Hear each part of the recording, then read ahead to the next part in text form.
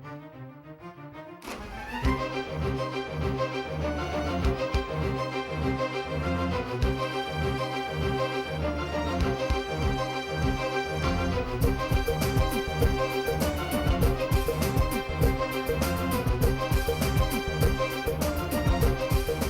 have neither summer nor winter, neither autumn nor spring. We have instead the days when the gold sun shines on the lush green cane fields. Those lines from Nature by H.D. Carberry is true to form, as within the last few weeks, the island has been blessed with an abundance of sunshine. Hi, I'm Carrie-Ann Smith, and welcome to another wonderful edition of Jamaica Magazine. Our hope is to bless you with an abundance of information to enrich your life. On the show this week, we continue the discussion on why the government has embarked on an economic reform program. Financial analyst Jason Morris breaks it down. Plus, it's Farmers Month. With a few days remaining, we'll be honoring the men and women who feed us. Stay with us. You'll be glad you chose to watch Jamaica Magazine.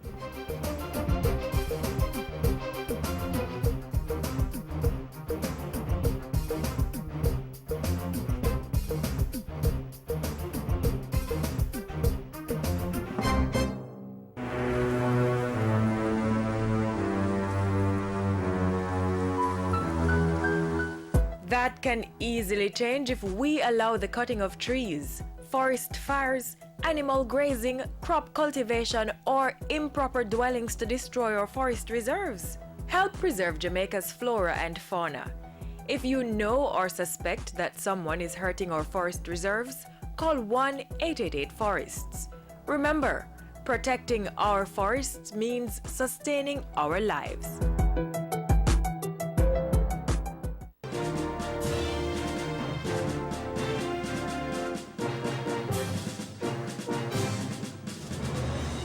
The government plans to spend $540.1 billion for the 2014-2015 fiscal year. To meet the expenses, $421.2 billion is expected to come from revenues and grants, $110.9 billion from loans, and $1.4 billion from funds already available. That leaves a gap of approximately $6.7 billion. $1.2 billion of that amount will come from the Road Maintenance Fund. So that would mean that, in fact, we are looking at $5.5 billion in new revenue-raising measures.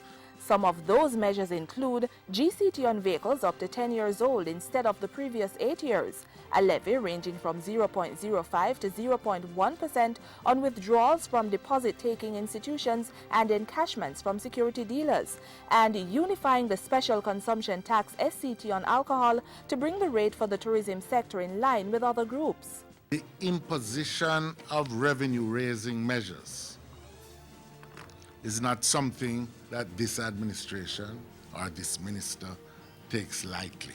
But without one, the minister insists that Jamaica's economic reform program and achieving the 7.5% primary surplus target would have been jeopardized, affecting investor confidence and the country's standing with rating agencies. And the sacrifices made by public sector workers, bondholders, and the wider public would be in vain. And would put us back to square one, where we would be closed out from access to the resources of the multilateral institutions, and we would be closed out further from access to private capital markets. Following further consultations with stakeholders, the finance minister and his team will be reviewing the revenue measures and announce changes if any are made. The budget, meanwhile, has relief measures for the average Jamaican. Come January 1 next year, persons will be taking home a greater portion of their salaries when the income tax threshold increases by $49,920. And effective May 1, phablets, a cross between a smartphone and a tablet, will no longer attract customs duties. Cabinet will also decide on a proposal for the tourism transportation subsector. It is proposed that vehicles for this subsector be allowed to be imported free of customs duty, but continue to be subject to GCT and SCT. The move is in keeping with the omnibus legislation, which seeks to incentivize the primary inputs to production, those things that help to produce goods and services. On the issue of tax reform, more emphasis will be placed on compliance. This year we're going to be looking at things to streamline the adjudication process and to ensure swifter settlement of disputes with the tax authorities. As part of the government's growth agenda for the 2014-2015 financial year, entrepreneurs will have access to more money to start or expand their businesses. The Development Bank of Jamaica, DBJ, has set aside $9 billion to lend to businesses, $3 billion of which is reserved for micro, small and medium-sized enterprises. And beginning May 2014, DBJ's electronic voucher system to provide technical assistance to about 85 small businesses will take effect. You can get training, you'll be able to get help in developing a business plan, and you will be able to get mentoring if you need it. DBJ will fund 70% of the cost of the services from $100,000 to $300,000. The Public Sector Transformation and Modernization Program will also help to improve Jamaica's business competitiveness and reduce bureaucracy. Initiatives include a one-stop shop for import and export inspection at the port in Montego Bay and simplifying the government electrical inspection process. The AgroParks project, the provision of cheaper electricity, expanding the information and communications technology sector, the logistics hub, and the revitalization of the bauxite and alumina sector are also part of government's growth agenda. Education is another necessity for economic prosperity. So, in the 2014-2015 financial year, students at the tertiary level will find it easier to fund their education when new policy changes at the Students' Loan Bureau take effect.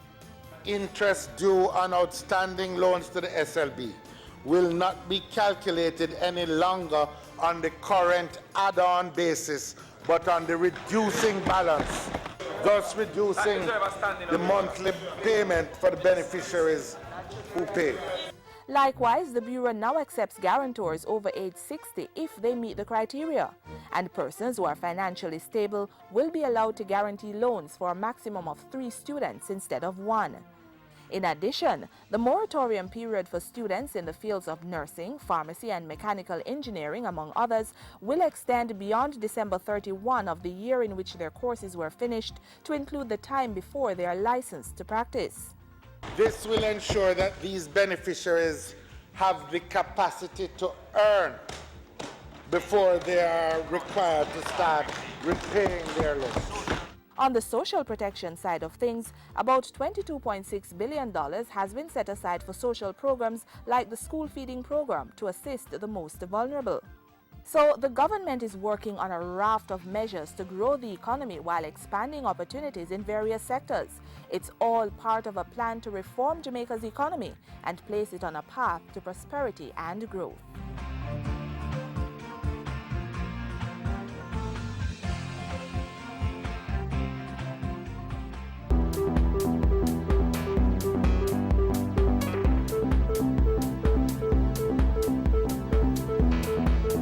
Thanks for joining us for Issues and Answers. I'm Ian Boyne. Today we speak to Jason Morris, who is the Vice President of Scotia Investments, and he's well known as a financial analyst.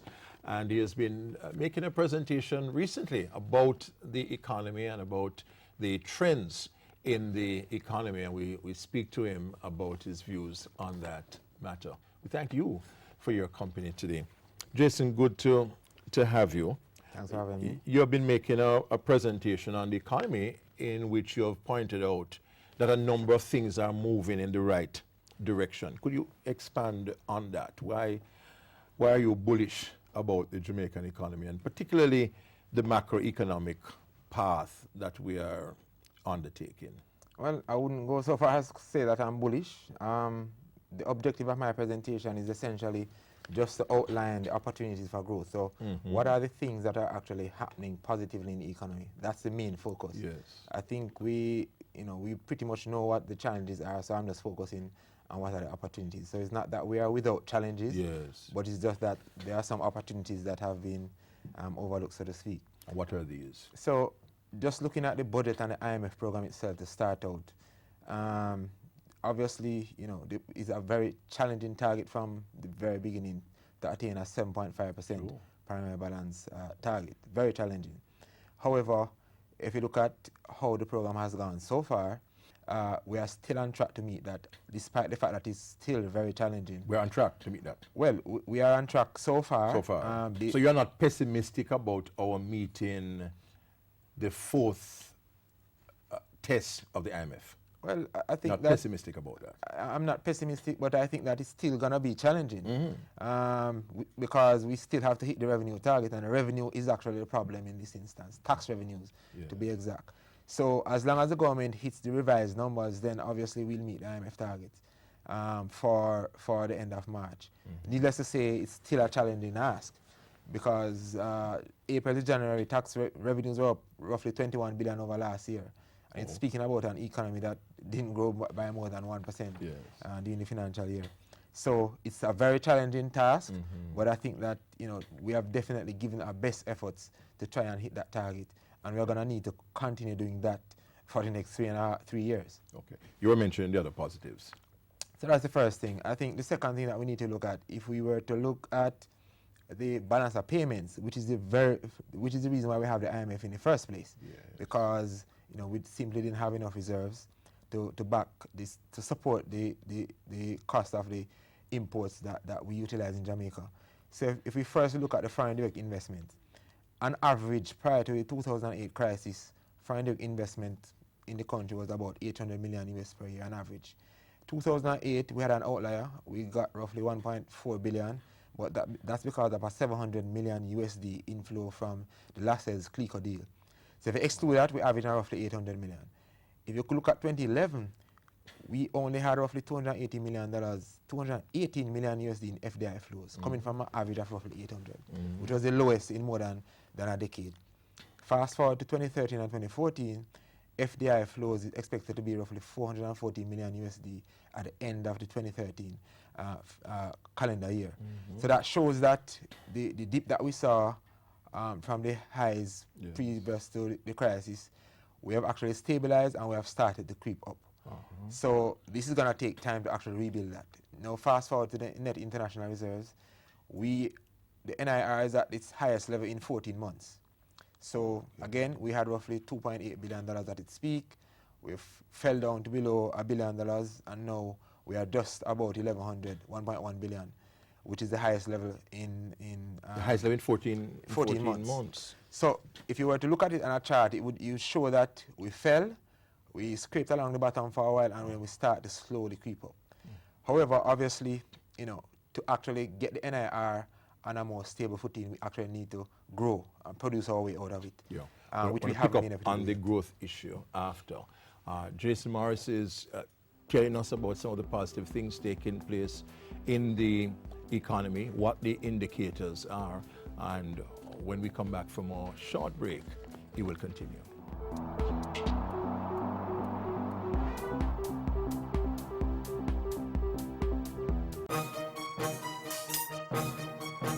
The 2014-2015 fiscal year is here. The Prime Minister makes her presentation on April 29. The budget debate will close on April 30 with the Finance Minister. It's the 2014-2015 budget debate. Stay informed and keep watching Jamaica Magazine.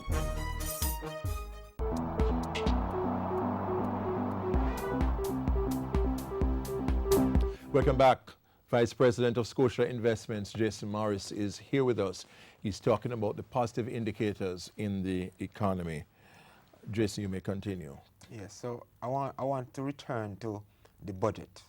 Our budget deficit compared to other countries around the world, on average, it is countries that are rated BBB, which is an investment grade credit rating, that actually is running the type of deficit that we have. So the program has borne some fruits because our budget is now better than many countries around the world, because we are almost like an investment grade country as far as the deficit is concerned. Our problem though is that we have a massive debt, and so we have to consistently still deliver on the fiscal accounts to ensure that confidence can be returned in the fact that we're not going to go down another road of trying to default on it. So you strongly support the fiscal rule legislation? If you're speaking about wanting to get medium-term growth, which is going to be based on confidence and people being able to plan, it is absolutely critical. Without it, I don't see how we move forward. So all the structural reforms, all 20 of them, including the fiscal rules, that were enacted from last year when the IMF program started to the end of March 31st. Yes.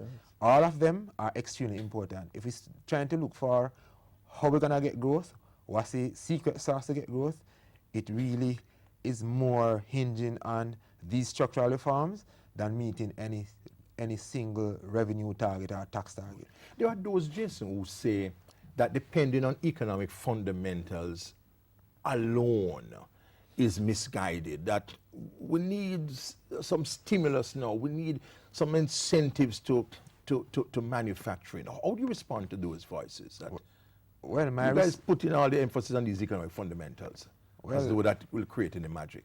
Well, there's no magic. I mean, if someone is... Claude Clark wrote a couple of weeks ago, logic, not magic. How you respond to these Yes, views? well, all you need to do is look at any emerging market country right around the world and see those who had the problems that we had, what did they do, how did they come out of it. So there's a lot of talk about stimulus. The stimulus for Jamaica has to do with the structural reforms that we haven't had in over the last two decades, decade and a half. That's our stimulus. We cannot afford to go and give people money to spend and call it stimulus. Why? Because we don't have any resources to draw that from.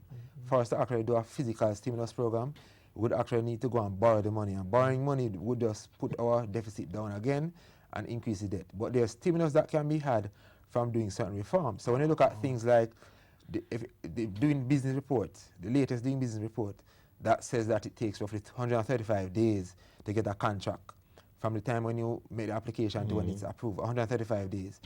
If you want to, when you look at Jamaica's tax system, we are ranked 168 out of 189 countries based on that survey. If you're speaking about trying to get a land title, the number of days that it takes. So these are the things that we need to actually do to actually stimulate economic growth. It won't happen otherwise, because if you look at foreign direct investment flows over the last decade, so go back prior to the crisis in 2008, look how much money came into the country. None of that has been converted into significant growth. And the reason for that is Jamaica has a very low absorptive capacity of capital. So no matter how much money comes in, if a third of our employed labor force is unskilled, it means that when the money comes in, it's just going to flow back out. If we don't have low electricity costs, it means that our manufacturing sector is going to basically be focused on domestic demand rather than export-driven demand. So these are some of the critical issues in the economy that have to be fixed. And the structural reforms that the IMF has basically have us embark on are the way that's the solution to getting growth over the medium term. So I know that we want growth in the short term, and there are things that the government could do better in terms of speeding up the ease of doing business. However, the medium term will look a lot better if we stick to the program, get the reforms done, and basically set the pace for the private sector and our public-private partnerships to stimulate growth going forward. Just a final minute. Many are concerned about the exchange rate. What's your comment about that? The dollar moving. What's your comment? Well, I think I outlined what the problem is, what the problem and solution is already. The FDI flows, which were battered, and the NIR, which was battered, are still remain very soft.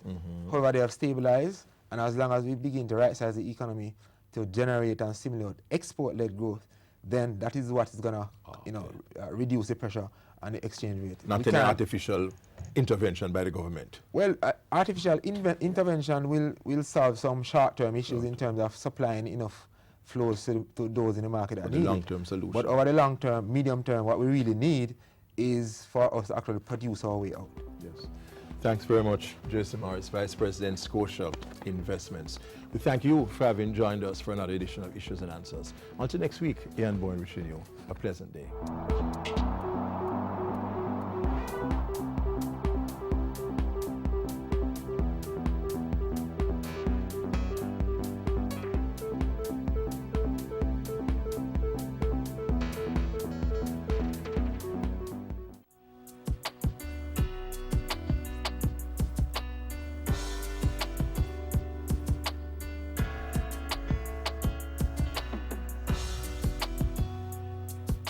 Food is life. Ever imagine a Jamaica without mangoes? Or what if we didn't have Otaiti apples, sweet sop, sour sop, sugarcane? No, I don't want to imagine that. Our farmers have been preserving our fields while feeding our tummies. Watch this and get an insight into how government is helping the cause.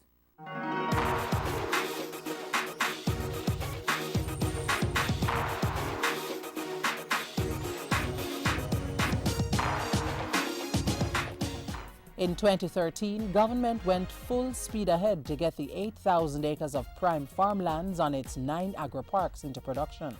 Major progress was made on 6. Plantain Garden River and Yallas in St. Thomas, Amity Hall and Hill Run in St. Catherine, Ebony Park in Clarendon, and New Forest Duff House on the border of Manchester and St. Elizabeth. Though only a combined 1,000 acres have been planted at these sites to date, stakeholders are already seeing the potential for huge returns. Take Amity Hall, for example. More than $11 million has been earned, mostly from the harvesting of assorted vegetables. So far, we have been planting over 30 acres of pumpkin on the park. The farmers have sweet potatoes over 18.5 acres in production. Our hot peppers or Scotch bonnet, also over 16.5 acres is now in production. And this is a significant change to what we had started on for the past 7 months. If you look around also, the farmers have been planting even crops such as scallion, tomatoes, okras on a large scale. And I can tell you, out there, the market is here for these crops. Amity Hall is also boasting $3.2 million in income from over 18,000 bushels of sorghum and $1.7 million from 7,000 bales of hay. As we speak, another 4 acres are being planted with a timetable to plant the entire 800 acres that we have leased to Caribbean Ballers by about April or so. This is good news for persons in the horse industry and dairy farmers who need good supplies of hay, particularly during the dry season. Thanks to the hay production, we should be able to have an increase in milk production this year. Amity Hall Agri-Park farmers are also testing Irish potato production on 5 acres and carrying out soil testing for ginger and turmeric. And there are plans to produce 131 acres of onion. Onion is also a major crop for the farmers working the Plantain Garden River Agri-Park in St. Thomas. An outbreak of soft rot disease and faulty irrigation system caused yields to be less than the 600,000 pounds expected. But as onion accounts for a significant portion of the country's high food import bill, the Agriculture Ministry is helping the farmers implement best practices to produce higher yields of the crop. And we injected $7.5 million to see what we could do to help. In the meantime, production of pumpkin, hot pepper, scallion and callaloo has been expanded with projected revenue returns of $54.6 million. 10 acres of ginger should also be harvested in February. The yield is projected at 170 pounds, valuing $8.5 million. In total, 60 acres of various crops are under production at Plantain Garden River, with another 230 to come on stream. Infrastructure work is being carried out on some sections. Meanwhile, at the other St. Thomas Agri-Park, We started there very modestly with 22 acres of onion. an additional 8,000 acres will be farmed. To support that, government has installed a $395 million irrigation system, which was commissioned in January. We have over 300 odd acres under production. 300 odd acres out of a potential 1,800 acres. Farmers here have been able to reap 439,000 pounds of assorted crops, earning over $24 million. Another 1,500 acres are to be irrigated, for which funding has been identified and will go to tender soon. Production is on in earnest at the New Forest Duff House Agri-Park on the border of Manchester and St. Elizabeth, where farmers are reaping mostly onions and scallion.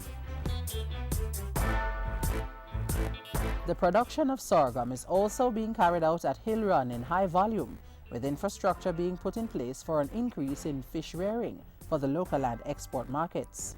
The agri-park in Hill Run is intended to expand the acreage under aquaculture, and we have seen quite a significant expansion since late last year. The Ministry of Agriculture and Fisheries is aiming to have all 9 agri-parks in full operation by 2015.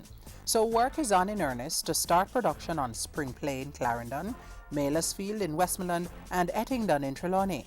The bidding process has begun for the installation of needed infrastructure such as irrigation, proper drainage and farm roads to support Spring Plain. We are also completing feasibility at Mailersfield and Ettingdon in Trelawney. Those two we expect to come on board in the financial year starting April 1, and we are budgeting for it. A feasibility study is being carried out for the construction of a multi-species abattoir, which will be funded by the Inter-American Development Bank. $55 million has been secured to install infrastructure on the remaining parks. This will continue in 2014 in order to have the parks up and running by 2015. This level of production means more than just planting and earnings for the Ministry of Agriculture. The broader focus has 3 components, the first of which is import substitution. At these agri-parks, farmers are being guided to competitively produce select import crops in high volumes. From this, we should see a significant reduction in the country's high food import bill. The second objective is just as critical, and that is to generate foreign exchange by exporting crops grown on the agri-parks. And of equal importance is goal number 3. The agri-parks are to help boost rural development, ensuring sustainable economic activity in rural spaces. In 2013, 223 farmers who were put to work on just 1,000 of the 8,000 acres of land employed over 800 workers. Now, can you imagine the impact of that fortnightly or weekly income in those rural spaces, ensuring that kids can go to school consistently, ensuring that the shopkeeper can earn something from, as people do go to shops and buy, ensuring that the taximan can survive. By continuing on this productive trend, Jamaica is sure to achieve food security, economic growth and sustainable job creation.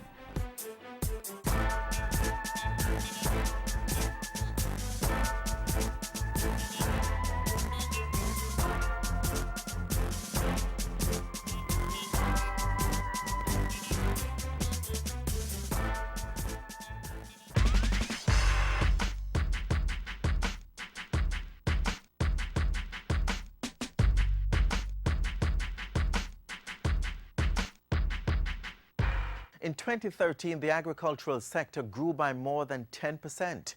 In his budget presentation recently, Agriculture Minister Roger Clark announced several measures to sustain that growth path. Among them, contracts amounting to $620 million for infrastructural works on government's agri-parks, drainage, roads and a packing house will be installed at New Forest Duff House, as well as the Yalis Agri-Park.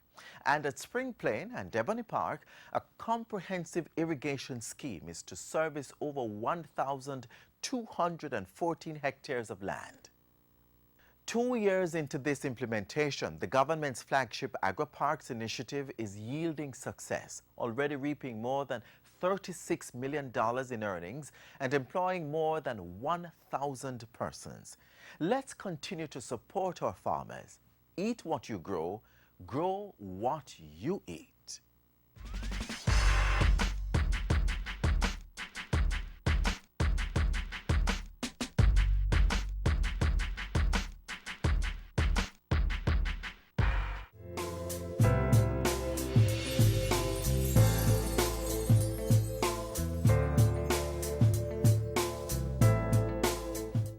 Here's your dose of inspiration for the week.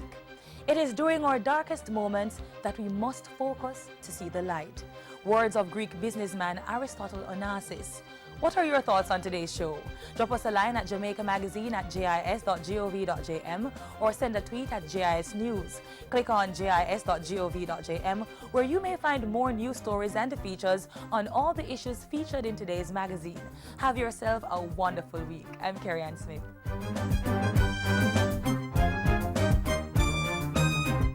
This has been a production of the Jamaica Information Service, the voice of Jamaica.